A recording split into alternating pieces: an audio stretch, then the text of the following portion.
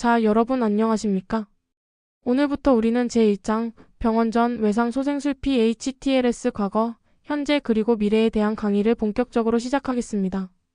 이번 1장에서는 우리가 응급의료 현장에서 마주하게 될 외상 처치가 역사적으로 어떻게 발전해 왔는지, 그리고 외상성 손상이 환자 개인은 물론 사회적, 재정적으로 얼마나 막대한 영향을 미치는지 그 중대성을 깊이 있게 다루어 볼 예정입니다.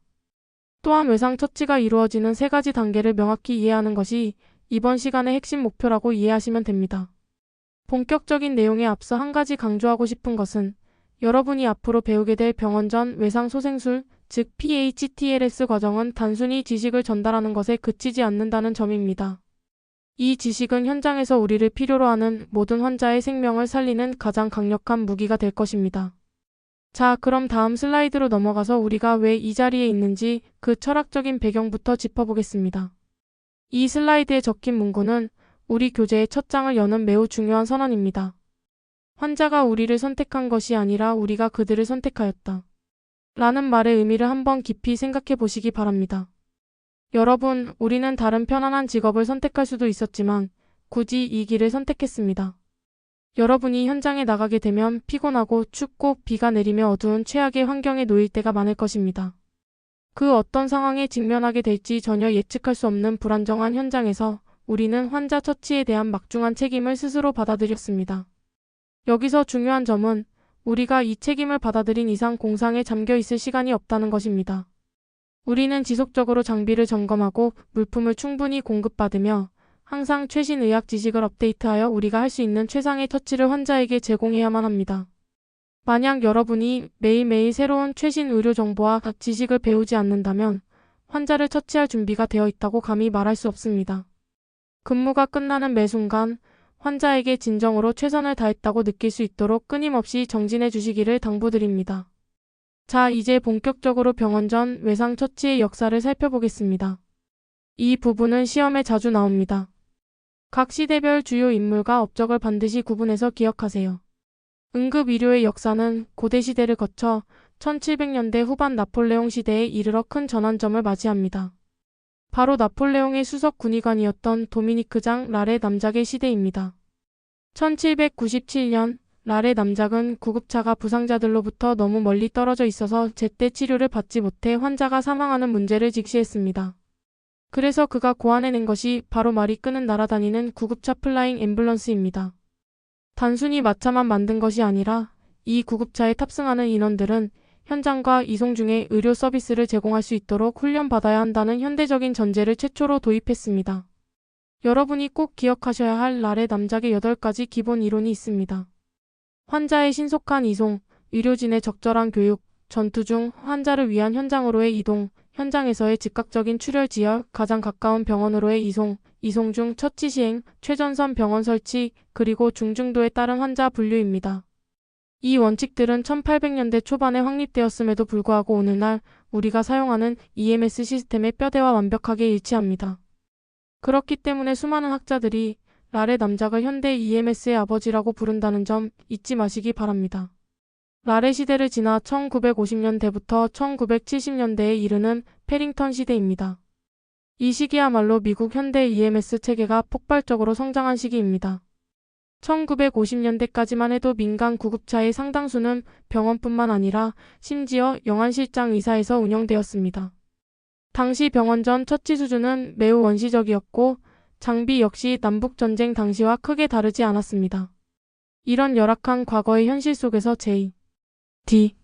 데크 패링턴 박사는 획기적인 논문을 하나 발표합니다. 바로 도랑 안에서의 죽음 데스인 어디치이라는 기사입니다.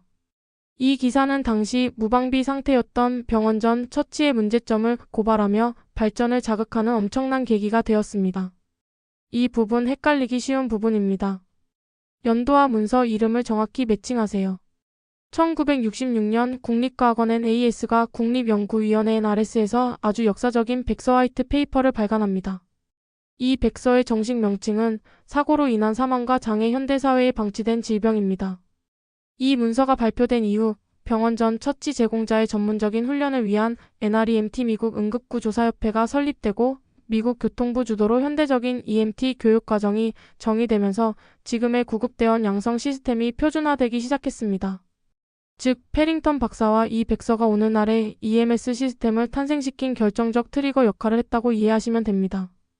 자, 이제 시대를 훌쩍 뛰어넘어 2000년대 이후 현대의 외상 처치를 보겠습니다. 역사적으로 무력 충돌, 즉 전쟁은 항상 외상 처치의 비약적인 발전을 가져왔습니다. 지난 20년간의 군사작전에서는 특히 전장 부상자 처치에 엄청난 발전이 있었습니다. 미 국방성산하의 합동 외상체계와 전술적 전투사상자 처치위원회의 역할이 컸습니다. 이들은 방대한 외상 데이터를 수집하고 이를 바탕으로 임상진료 지침을 개발했습니다. 그 결과가 어땠을까요? 전투 중 부상자의 생존율이 무려 90% 이상으로 증가하는 기적 같은 성과를 이루어냈습니다.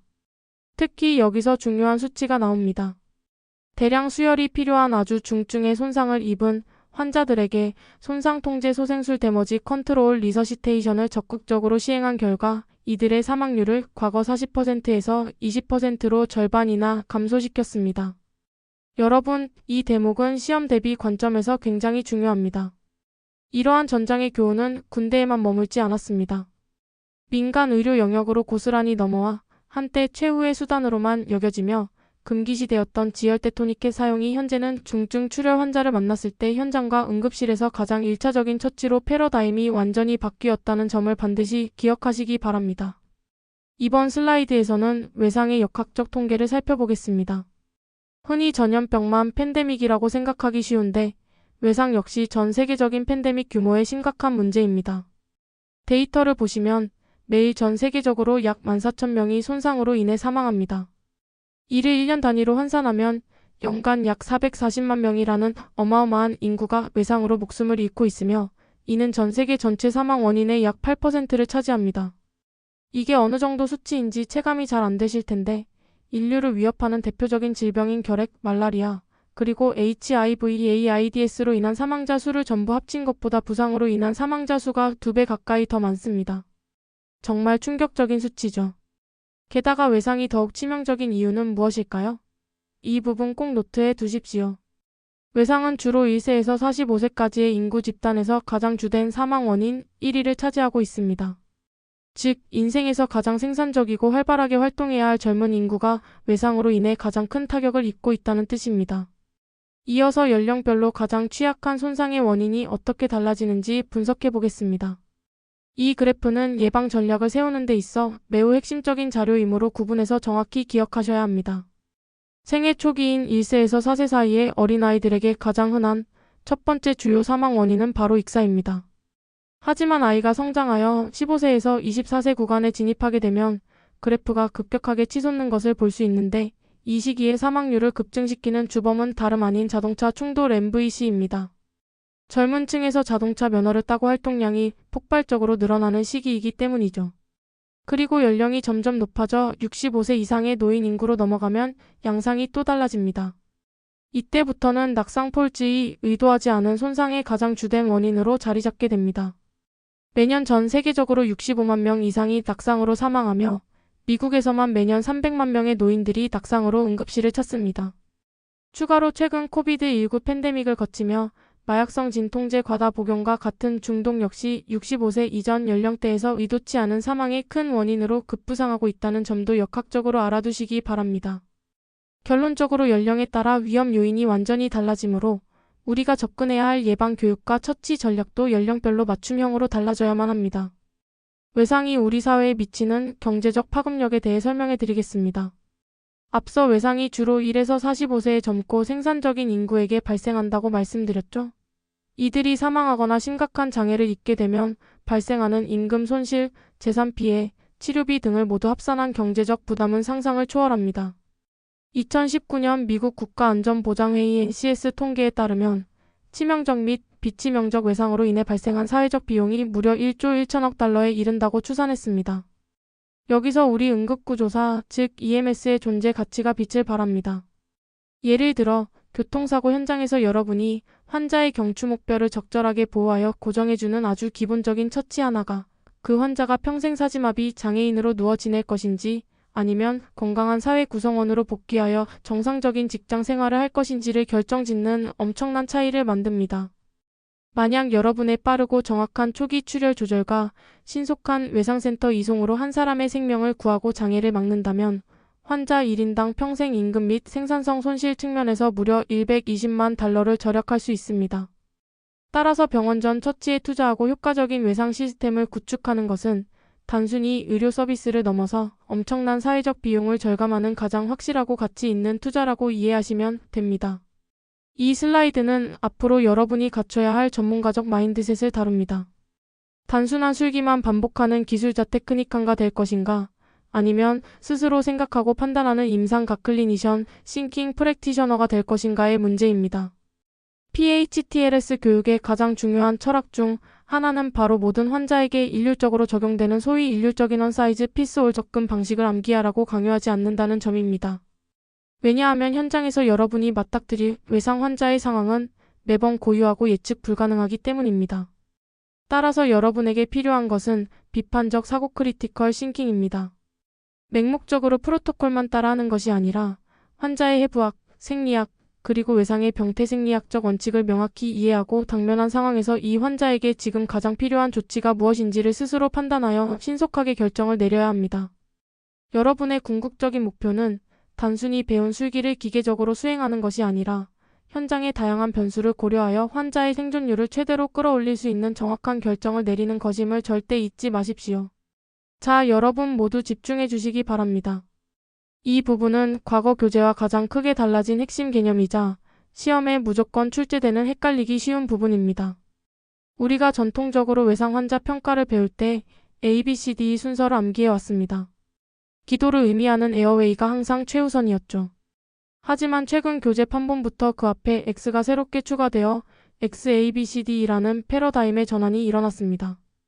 여기서 X는 엑센거네이팅 해머리지, 즉 생명을 위협하는 치명적 출혈 또는 대량 출혈을 의미합니다. 왜 기도를 열기 전에 팔다리나 접합 부의 중증 출혈을 먼저 지혈해야 할까요? 동맥 출혈과 같은 중증 외부 출혈은 단 몇 분 만에 환자의 전체 혈액량에 가까운 피를 쏟아내게 만들어 환자를 즉시 사망에 이르게 할 수 있기 때문입니다. 아무리 기도를 잘 열어주고 산소를 공급해도 우리 몸속에 산소를 운반할 혈액 즉 적혈구가 다 빠져나가 버리면 아무 소용이 없습니다. 노블러드는 노옥시젠 트랜스포트. 더욱이 병원 전 환경에서는 피를 대체할 수혈을 할 수 없고 오직 결정질 수액만 투여할 수 있는데 수액은 산소 운반 능력이 없으므로 출혈의 근본적인 문제를 해결하지 못합니다. 따라서 현장 안전이 확보되었다면 처치 인력이 부족한 상황에서는 기도를 관리하기보다 먼저 지혈대 등을 꽉 묶어서 팔다리에 치명적 출혈을 즉시 지혈하는 것이 무엇보다 최우선 순위가 되어야 한다는 점 명확하게 구분해서 기억하시기 바랍니다. 계속해서 외상 처치에서 병원 전 소생술이 가지는 근본적인 한계와 신속한 이송의 중요성에 대해 설명하겠습니다.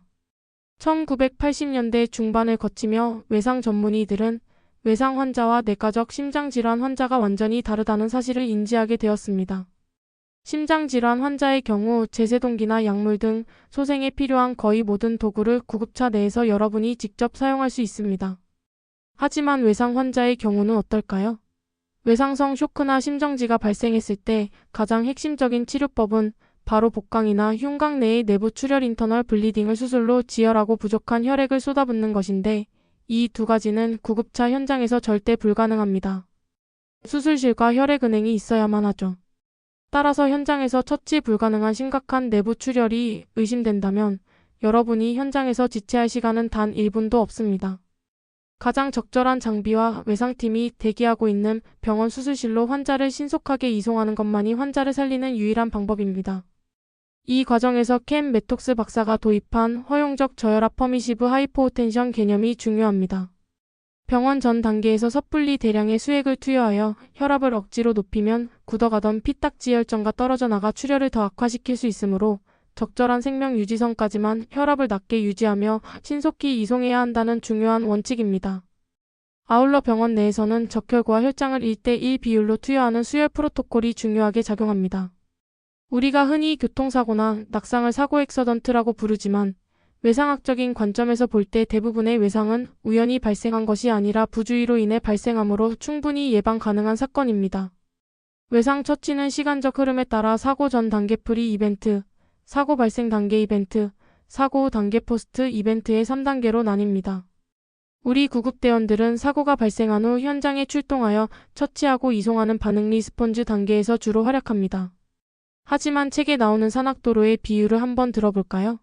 커브가 심한 산악도로에서 차들이 계속 30m 절벽 아래로 추락한다고 가정해 봅시다.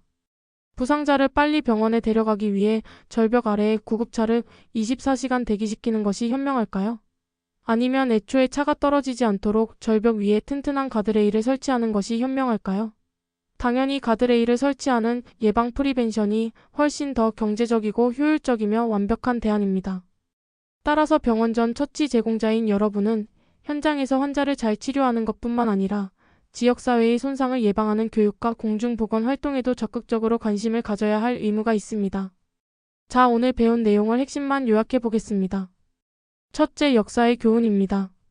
랄의 남작이 주장했던 신속한 이송 개념부터 현대 군진의학에서 넘어온 TC3 전술적 전투 사상자 처치에 이르기까지 응급의료 시스템이 진화해온 모든 역사의 궁극적인 목표는 단 하나, 바로 환자를 살리는 것이었습니다.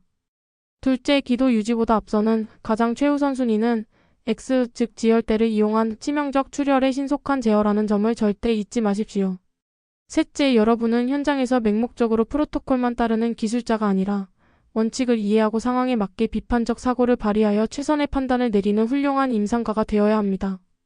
마지막으로 1891년 니콜라스 샘 박사가 남긴 유명한 명언을 다시 한번 강조하며 오늘 수업을 마무리하겠습니다. 부상자의 운명은 첫 번째 드레싱을 시행한 사람의 손에 달려있다. 여러분이 현장에서 환자에게 손을 대는 그 최초의 순간, 그 첫 번째 판단과 처치가 환자의 생과 사를 결정짓습니다. 그만큼 여러분의 역할과 책임이 막중하다는 사실을 가슴 깊이 새기시길 바랍니다. 수고 많으셨습니다. 이것으로 1장 강의를 모두 마치겠습니다. 질문 있는 학생은 앞으로 나와주시기 바랍니다.